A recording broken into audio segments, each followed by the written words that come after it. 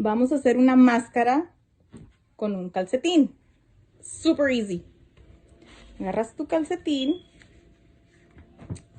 le vas a cortar las dos puntas, que viene siendo el talón y la punta. Se la cortas. Vamos a ver si se ve. Ok. Cortas la puntita y ahora el talón.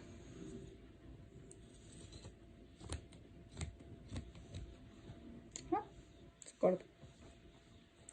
Después vas a hacer una cortadita chiquita por aquí así.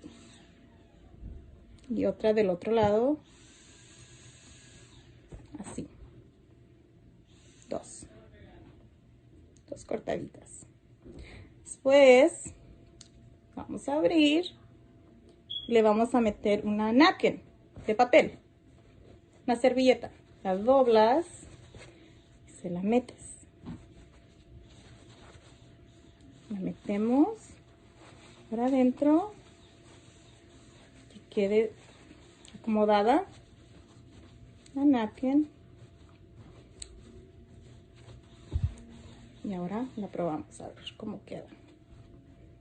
A este pedacito le voy a cortar un pedacito, la puntita del talón, era del talón. A ver, vamos a calarlo. Not bad. Tengo un encendedor. Vamos a calarlo.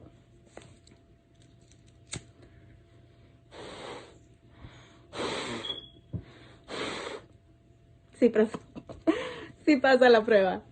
Así que, bien fácil. Una máscara rápida. Súper rápida.